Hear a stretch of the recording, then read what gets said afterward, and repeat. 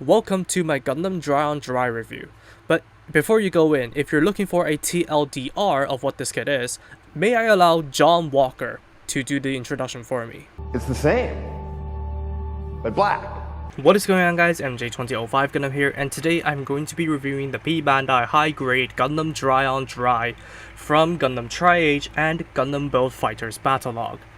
So here are the three different support mechas that make up the Gundam Dryon Dry. The Sora, Riku, and Umi Dryon this time.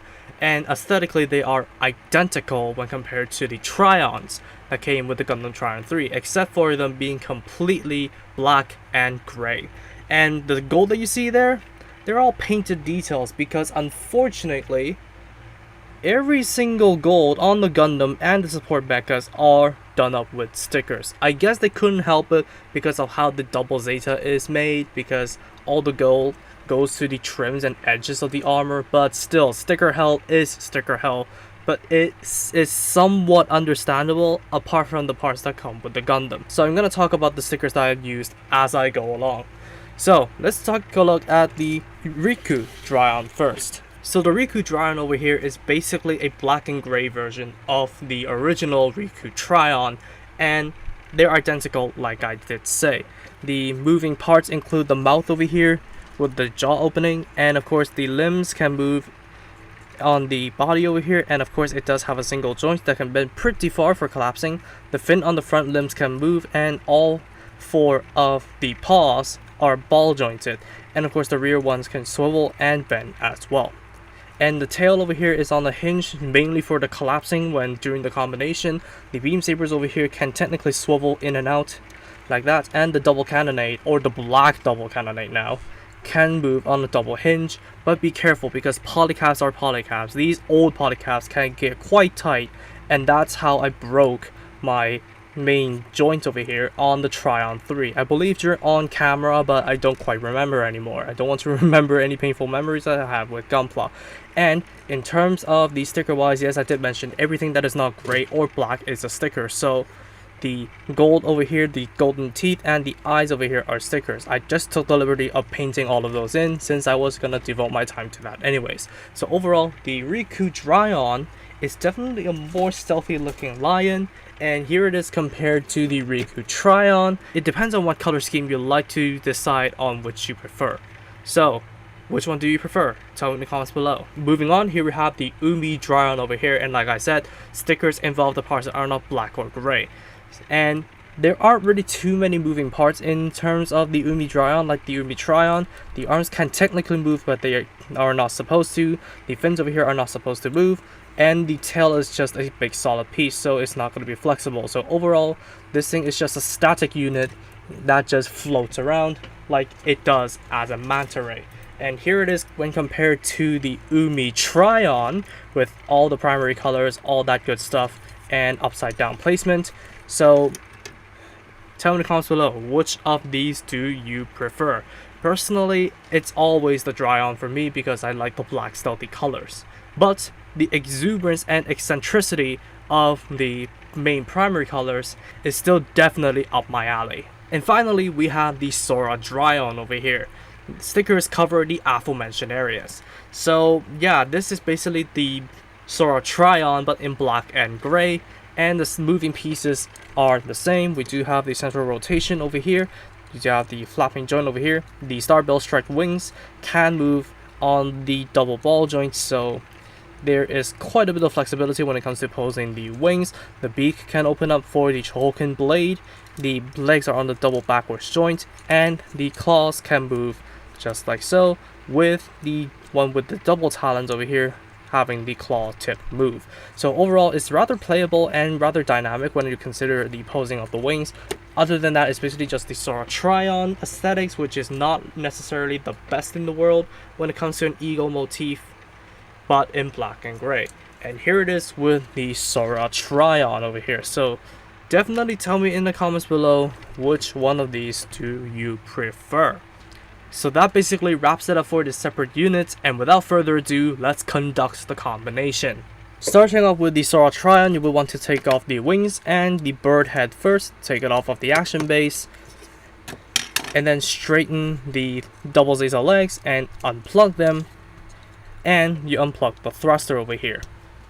Moving on, you basically flip the leg upside down and then reattach these side pieces of armor onto the now top of the leg and open these up, or basically just take the entire thing off and bring in the armor spacers over here. So just plug them in, reinsert the armor,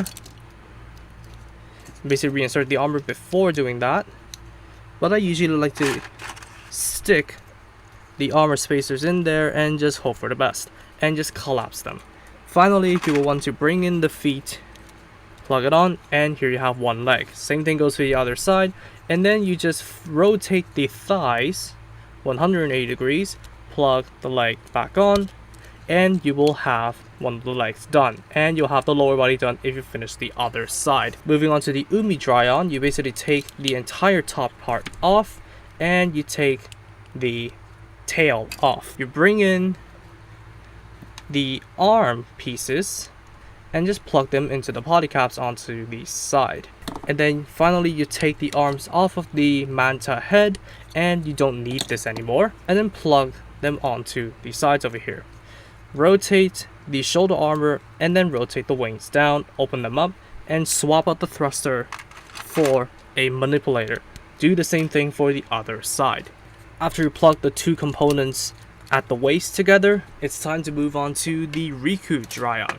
There's nothing that needs to be removed and discarded here. Just remove the head and you spin this up, retract the tail, take off these L pieces on the side and shift them to the bottom.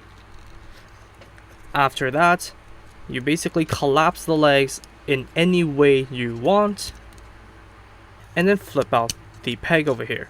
Same thing goes for the other legs. Bring back the main body and you plug the backpack into the polycap in the back, and finally attach the lion head onto the chest like so. And last but not least, bring in the Gundam head and plug it on to the polycap. And now here you have the full Gundam Dryon Dry. Here it is on the turntable, and I must argue, with all the gold details done in by hand, this thing looks absolutely amazing. The difference between this kit right here and the Dryon 3 is that the V-fins are different. And speaking of the V-fins, it is molded on a black plate, gated on there might I add, instead of being its own separate plate. Apparently 2015 Bandai had different ideas when it comes to that, and so they gated out the Dryon 3 V-fin, put on the Dryon Dry V-fin, and called it a day. So the entire kit is ultimately going to look like this without any stickers. Completely black, like an EcoPla Dryon 3 with a different V-fin. Moreover, to compensate for that gold detail on the V-fin, stickers are used. So yeah, it's not gonna be the best. And there are stickers that I've actually used because I'm so anal about the details. The stars on the sides over here, the black stars on the gray shields, and of course the gold on the toes over here. Because there's no pre-molded detail, I'm afraid of myself messing it up, so that's why I went lazy and went with the stickers. It looks a little bit out of place when compared to all the rest of the gold detail that I've done, but it is what it is. It's to satisfy my perfectionist mind. But sticker hell is sticker hell. Let's blitz through the articulation, shall we? So there is a ball joint and a neck joint in the head, so a funky chicken is possible. Rotation is semi-possible, but the enlarged V-fin can get in the way of the shoulders and the collars, so keep that in mind. The arms over here, they can rotate almost all the way, and they can go forwards and back slightly. The arms can go out not too far, so yeah, all in all, basically perpendicular to the body if you get everything out of the way. Rotation above the elbow, and a bend at the elbow at one joint is the double zeta after all, and a ball jointed wrists. The shields over here are on their own friction hinges, and there's also a rotary joint connected to a polycap. The waist over here is on a gigantic ball joint, so there's a little bit of crunching, a little bit of rolling, a little bit of rotation, a little bit of everything, but master of none. Front skirts can be separated without any ill effects. Side skirts can move, but they are thigh skirts technically, because they're connected onto the hip joints, and there is an absence of back skirts.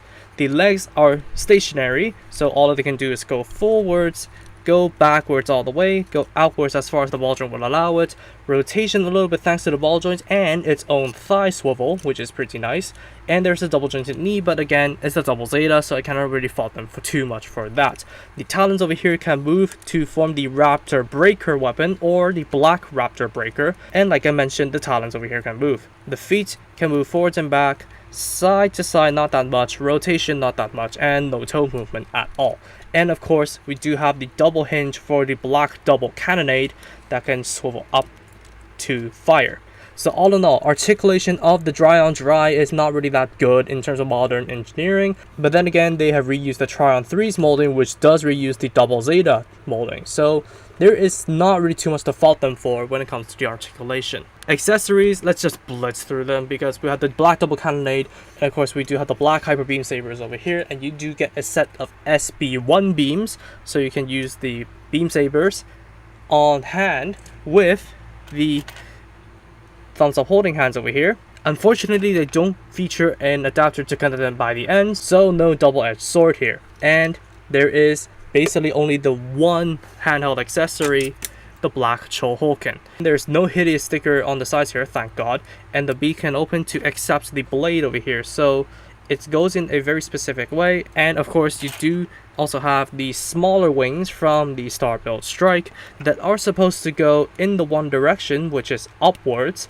but due to how it's animated in Gundam Build Fighters Battlogue, I'm gonna put these things facing the opposite direction. And then finally, you have a slit over here that can be accepted by the left or right thumbs up holding hands, and this is gonna get a little bit tricky because the hole is so high up on the handle. Just swap the hands out, and here you have it. If you need support, you can swap on the other thumbs up holding hand to act as support on the other end of the handle. So it's not necessarily two hands holding it, but one is simply acting as weight support. And this is what broke my thumbs up holding hands from my Tryon 3. So I would absolutely not recommend you to use the Chohoken for a prolonged period of time unless you have some weight support. And of course, I forgot to mention the black heat wings over here that you can use. So that's basically all the accessories on the Gundam Dryon Dry. In terms of comparisons, let's bring in the Gundam Tryon 3 for a comparison. So yeah, these two are brother units, and this is the evil brother that sacrificed himself for the Tryon 3. Moving on, let's bring in the original Gundam for a comparison, and the cannon just fell off. And then finally, let's bring in the built Gamma Gundam for a comparison. On the subject of leftover parts, first of all, we have the A plate over here with quite a bit of leftover parts for the double Zeta. Moving on, we have the E plates over here with some thigh joints. Moving on, here we have some more of the weapons for the double Zeta and adapters, of course. And we have some more on the B plates over here. Some shoulder pieces, I believe. This is the piece for the double beam rifle, and this is the original chest piece. Ultimately, at the end of the day, you can only get an eco-pla version of the core fighter of the double Zeta. You don't have enough to form the full double Zeta in eco-pla form. Yeah, I say that, it's not actually eco-pla, but you get what I mean, a fully black one. And you do also get some extra adapters left over from the Star Build Strike plates, which is only labeled FX01. And finally, the parts that I stupidly cut out because I'm a freaking buffoon who can't read. So that's all the leftover parts, and use them to your own liking. Finally, to wrap things up, I've split my verdict into 4 points. First of all, it is identical to the Tryon 3, but the colors with poorer separation. It's understandable though, because the gold trims are on the edges of the armor, and the double Zeta isn't made for that. But I would have wished for a separately colored V-fin, thank you very much. Second of all, a lot of the weapons are make-believe, like the Liger Glare and the double cannonade, and if you do not have the appropriate adapters, you cannot use the arm boosters, and you get what I mean. A lot of the weapons are basically make-believe. Third of all, the Chohoken, the one and only handheld accessory, is extremely heavy, to the point of which frustration ensues. So I would not allow for the Dryon Dry to use the Chohoken, especially given what happened to the hands of my Dryon 3 when using the weapon. And finally, it's a P-Bandai kit. Although it's one of the rare build P-Bandais that get reissued from time to time, it's gonna be marked up to the heavens when you're trying to get this kit. And given the 5 out of 10 mark that I'm gonna give this kit, it is definitely not worth it. But if you still want a black Gundam Super Robot for yourself, make sure you get it at a fairly reasonable price, whatever is reasonable for P-Bandais from resellers nowadays. So that's gonna wrap it up for me. Thank you all so much for watching this video. If you did like it, please be sure to drop a like, comment, and also subscribe for more Gunpla reviews, Gunpla news, and all that kind of stuff. Turn on notifications for future content alerts if you haven't, and I'll see you all in the next video. Peace.